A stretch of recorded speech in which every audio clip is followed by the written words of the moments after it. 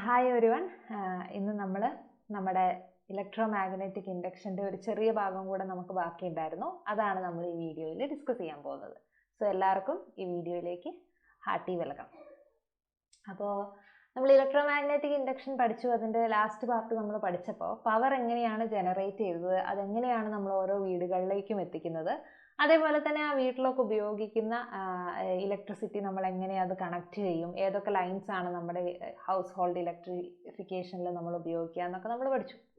അപ്പോൾ ഈ ഇലക്ട്രിസിറ്റി എന്ന് പറയുന്നത് നമുക്ക് ടോട്ടലി എന്ന് പറയില്ല, നമുക്ക് ഭയങ്കര ഉപകാരമുള്ളൊരു സാധനമാണ് നമ്മളെ ഇലക്ട്രിസിറ്റി. പക്ഷെ അതിൻ്റെ കൂടെ തന്നെ കുറച്ച് സുരക്ഷാ പ്രിക്വേഷൻസും കൂടെ നമ്മൾ ഈ ഇലക്ട്രിസിറ്റിയുടെ കൂടെ എടുക്കണം, അല്ലേ? കാരണം ഇലക്ട്രിസിറ്റി എന്ന് പറയുന്നത് നമുക്ക് ദോഷവും ചെറുതായിട്ടൊരു ദോഷവും തരുന്ന സാധനമാണ്. കാരണം അത് നമ്മൾ ഡയറക്റ്റ്ലി നമ്മൾ കറണ്ടിലൊക്കെ പോയി കയറി പിടിച്ചു കഴിഞ്ഞാൽ നമുക്ക് ഷോക്ക് അടിക്കും. അപ്പം അതേപോലെ സുരക്ഷാ പ്രശ്നമുള്ള ഒരു സാധനവും കൂടിയാണ് എന്ത്, ഈ ഇലക്ട്രിസിറ്റി. അപ്പം അങ്ങനെ ഉള്ള ഒരു സാധനത്തിന് നമ്മൾ എന്തൊക്കെ സേഫ്റ്റി മെഷേഴ്സ് നമ്മൾ എടുക്കണം എന്ന് പറയുന്ന ഒരു ഭാഗമാണ് നമുക്ക് ഇനി നോക്കാനുള്ളത്. ഓക്കെ, അപ്പം അതിൽ ചിലതൊക്കെ നിങ്ങൾ ഫസ്റ്റ് ചാപ്റ്ററിൽ തന്നെ പഠിച്ചിട്ടുണ്ടാവും, അല്ലേ? ഏതൊക്കെ നമ്മൾ ഫസ്റ്റ് ചാപ്റ്ററിൽ പഠിച്ചത്?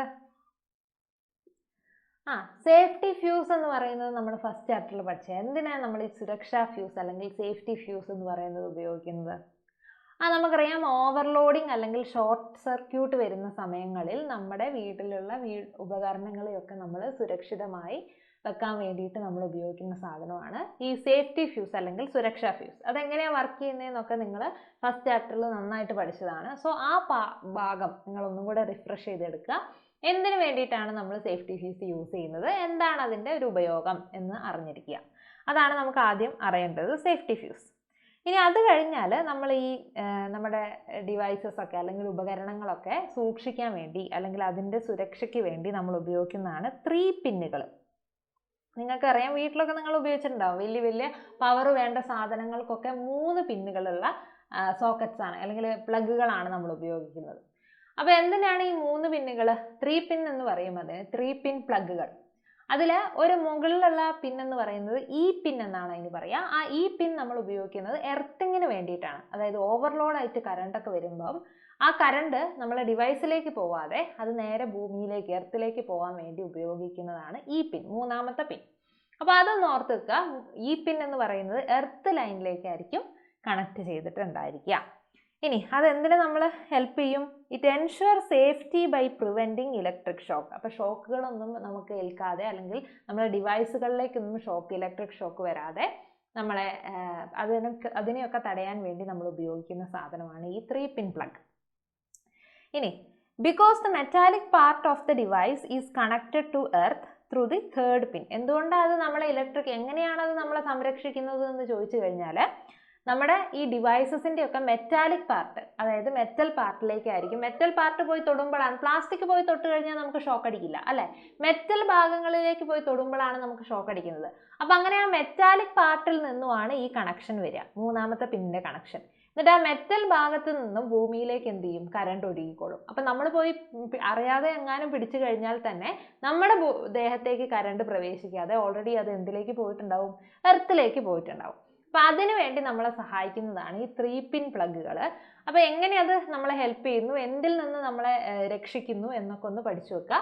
അതിൽ ആ 3ാമത്തെ പിൻ എന്ന് പറയുന്നത് ഈ പിന്നാണ്, അത് എർത്ത് ലൈനിലേക്കാണ് കണക്ട് ചെയ്തിരിക്കുന്നത് എന്നും ഓർത്ത് വെക്കുക. ഇനി അപ്പോൾ അത്രയാണ് നമ്മുടെ മെയിൻലി സേഫ്റ്റി ഫ്യൂസ്. അതേപോലെ MCB, ELCB എന്നൊക്കെ പറഞ്ഞാൽ നിങ്ങൾക്ക് 2-3 ബ്രേക്കേഴ്സിൻ്റെ കാര്യങ്ങളും കൂടെ ചെറുതായിട്ട് മെൻഷൻ ചെയ്യുന്നുണ്ട്. അവരുടെ പേരുകളും അതേപോലെ എന്തിനു വേണ്ടിയിട്ടാണ് ഉപയോഗിക്കുന്നതും എന്നും കൂടി ഒന്ന് നിങ്ങൾ നോട്ട് ചെയ്ത് വെക്കുക കേട്ടോ. ഇനി അടുത്തത് നമ്മളെ ഫസ്റ്റ് എയ്ഡും പ്രിക്വേഷൻസും ആണ്. അപ്പോൾ ആദ്യം നമുക്ക് പ്രിക്വേഷൻസ് നോക്കാം. ഞാൻ പറഞ്ഞു നമ്മൾക്ക് സുരക്ഷാ പ്രശ്നമുള്ള ഒരു സാധനമാണ് ഈ കറണ്ട് അല്ലെങ്കിൽ വൈദ്യുതി എന്ന് പറയുന്നത്. അപ്പോൾ എന്തൊക്കെ മുൻകരുതലുകളാണ് നമ്മളിത് ഉപയോഗിക്കുമ്പോൾ അല്ലെങ്കിൽ ഇലക്ട്രിസിറ്റി ഉപയോഗിക്കുമ്പോൾ നമ്മൾ എടുക്കേണ്ടത് എന്നുള്ളതാണിത്. നിങ്ങളെ ടെക്സ്റ്റ് ബുക്കിൽ ഒരുപാട് പോയിന്റ്സ് നിങ്ങൾക്ക് കൊടുത്തിട്ടുണ്ട്. നിങ്ങൾക്ക് ജനറലി അറിയാവുന്ന കാര്യങ്ങളും തന്നെയാണ്.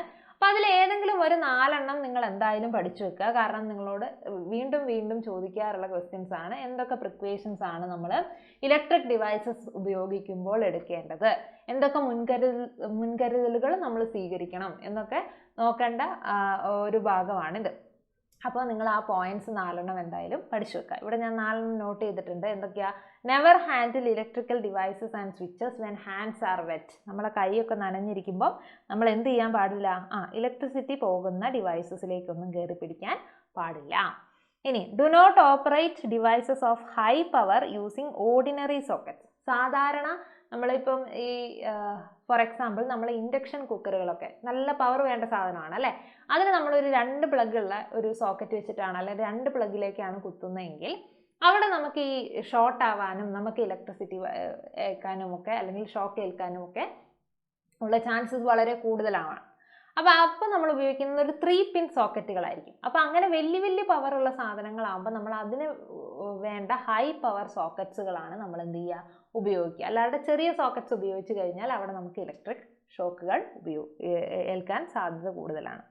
ഇനി അടുത്തത് do not fly kites near electrical lines. പട്ടങ്ങളൊന്നും നമ്മൾ വൈദ്യുതി ലൈനുകൾക്ക് സമീപമൊന്നും പറത്താൻ പാടുള്ളതല്ല. ഇനി do not use table fans to dry hair. നമ്മൾ ടേബിൾ ഫാനുകൾ ഉപയോഗിച്ച് മുടി നമ്മൾ എന്ത് ചെയ്യാൻ പാടില്ല? ഉണക്കാൻ പാടില്ല.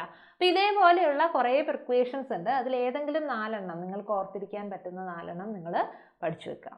ഇനി അതിൻ്റെ ഒപ്പം ഉള്ളതാണ് ഈ ഫസ്റ്റ് എയ്ഡ് അല്ലെങ്കിൽ പ്രഥമ ശുശ്രൂഷ എന്ന് പറയുന്നത്. ഇനി ഇൻ കേസ് നമുക്ക് ഷോക്കൊക്കെ അടിച്ചു കഴിഞ്ഞാൽ നമ്മൾ ഇമ്മീഡിയറ്റ് ആയിട്ട് ചെയ്യേണ്ട കാര്യങ്ങളെയാണ് നമ്മൾ ഫസ്റ്റ് എയ്ഡുകൾ അല്ലെങ്കിൽ പ്രഥമ ശുശ്രൂഷ എന്ന് പറയുന്നത്. അപ്പോൾ അതിൽ എന്തൊക്കെ ചെയ്യണം? ആദ്യം raise the temperature of the body by massaging. ഇനി ആർക്കെങ്കിലും ഷോക്കേറ്റ് കഴിഞ്ഞാൽ നമ്മൾ ആദ്യം നമ്മളെ ബോഡിയൊക്കെ നമ്മുടെ ബോഡിയല്ല, ആ ഷോക്കേറ്റ് ആളുടെ ബോഡി നന്നായിട്ട് മസാജ് ചെയ്യാം. അപ്പോൾ നമ്മൾ നന്നായിട്ട് ഒഴിഞ്ഞു കൊടുക്കുക. അപ്പോൾ നമ്മുടെ ടെമ്പറേച്ചർ, അവർക്ക് ഷോക്കേറ്റ് കഴിയുമ്പോൾ അവരുടെ ടെമ്പറേച്ചർ, ബോഡി ടെമ്പറേച്ചർ വളരെ ലോ ആയിരിക്കും, വളരെ തണുത്തായിരിക്കും. അപ്പോൾ നമ്മളതിനെ കൂട്ടാൻ ശ്രമിക്കുക. ഇനി രണ്ടാമത് ഗീവ് ആർട്ടിഫിഷ്യൽ റെസ്പിറേഷൻ. നമ്മൾ എന്ത് കൊടുക്കുക? ആർട്ടിഫിഷ്യൽ റെസ്പിറേഷൻ എന്ന് പറഞ്ഞാൽ എന്താ? ശ്വാസോച്ഛ്വാസം അല്ലേ. നമ്മൾ അവരെ നിങ്ങൾ കണ്ടിട്ടുണ്ടാവും, പെട്ടെന്ന് ഷോക്കടിച്ച് വീഴുന്നവർക്കൊക്കെ കൃത്രിമ ശ്വാസം കൊടുക്കുന്നത് കണ്ടിട്ടുണ്ടാവും. അപ്പോൾ അങ്ങനെ കൃത്രിമ ശ്വാസം കൊടുക്കുക. ഇൻ കേസ് അവർക്ക് ശ്വാസം എടുക്കാൻ പറ്റുന്നില്ലെങ്കിൽ കൃത്രിമ ശ്വാസം കൊടുക്കുക. ഇനി രണ്ടാമത്തത് massage the muscles to bring back to original condition. നമ്മളെ മസിലുകളൊക്കെ ഷോക്കേറ്റ് കിടക്കുന്ന ആളുടെ മസിൽസിനെയൊക്കെ നമ്മൾ നന്നായിട്ട് മസാജ് ചെയ്യുക.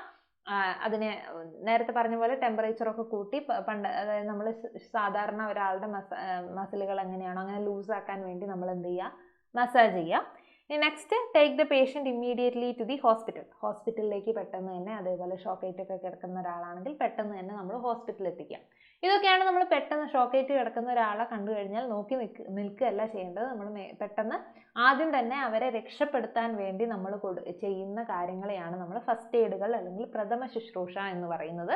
അപ്പോൾ ഇതിലും ഇതേപോലെ 4 പോയിന്റ്സ്, എനിക്ക് തോന്നുന്നു ഇതിനെക്കാട്ടും കൂടുതൽ പോയിന്റ്സ് ഉണ്ട് നിങ്ങളുടെ ടെക്സ്റ്റ് ബുക്കിൽ. അപ്പോൾ അതിലെയും നിങ്ങൾ എന്ത് ചെയ്യുക? ഫസ്റ്റ് എയ്ഡ്സും ഒരു 4 പോയിന്റ്സ് പഠിച്ചു വെക്കാൻ നിങ്ങളോട് ചോദിക്കാറുണ്ട് എക്സാംസിലൊക്കെ. അപ്പം ഇതിലും 4 മറ്റേതിലും 4 മിനിമം നിങ്ങൾക്ക് അറിഞ്ഞിരിക്കണം.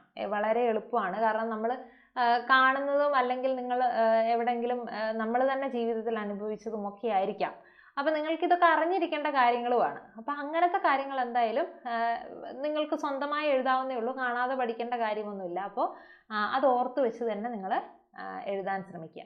അപ്പോൾ ഇത്രയും കാര്യങ്ങളാണ് നമ്മളെ ഇലക്ട്രോ മാഗ്നറ്റിക് ഇൻഡക്ഷൻ എന്ന് പറയുന്ന ചാപ്റ്ററിൽ നിങ്ങൾക്ക് പഠിക്കാനുള്ളത്. ഓരോ പാർട്ടായിട്ട് നിങ്ങൾക്ക് വേണമെങ്കിൽ അത് പഠിച്ച് തീർക്കാം. ഇപ്പോൾ ലാസ്റ്റ് പാർട്ട് എന്നൊക്കെ പറയുന്നത് ഇലക്ട്രിസിറ്റിയും പവറും ഒക്കെ ആയിട്ട് ബന്ധപ്പെട്ടതാണ്. അപ്പോൾ അത് വേണമെങ്കിൽ സെപ്പറേറ്റ് ഒരു ചാപ്റ്ററായി പഠിക്കാം. നമ്മൾ ആദ്യം പഠിച്ചത് ട്രാൻസ്ഫോർമറുകളൊക്കെ കുറിച്ചാണ്. എവിടെയാണ് നമ്മൾ ഇലക്ട്രോ മാഗ്നറ്റിക് ഇൻഡക്ഷൻ ഉപയോഗിക്കുന്നത്, എന്താണ് അതിൻ്റെ പ്രിൻസിപ്പിൾ എന്നൊക്കെയാണ് നമ്മൾ പഠിച്ചത്. ലൈക്ക് മൈക്രോഫോണൊക്കെ ഓരോ ഉപകരണങ്ങളൊക്കെ നമ്മൾ അതിൻ്റെ വർക്കിംഗ്, അതിൻ്റെ പ്രിൻസിപ്പിൾ ഒക്കെയാണ് നമ്മൾ പഠിച്ചത്. അപ്പോൾ 2 സെക്ഷൻസ് ആക്കി നിങ്ങൾ പഠിച്ചു കഴിഞ്ഞാൽ കുറച്ചും കൂടി എളുപ്പത്തിൽ നിങ്ങൾക്ക് കാര്യങ്ങൾ മനസ്സിലാക്കാൻ ഈസി ആയിരിക്കും. അപ്പോൾ അങ്ങനെ തന്നെ പഠിക്കുക. എന്തെങ്കിലും ഡൗട്ട്സ് ഒക്കെ ഉണ്ടെങ്കിൽ നിങ്ങൾ ചോദിക്കുക. അപ്പം അതേപോലെ നിങ്ങൾ ഈ വീഡിയോസൊക്കെ കണ്ട് ലൈക്കും ഷെയറും സബ്സ്ക്രൈബൊക്കെ ചെയ്യുക. So thank you so much.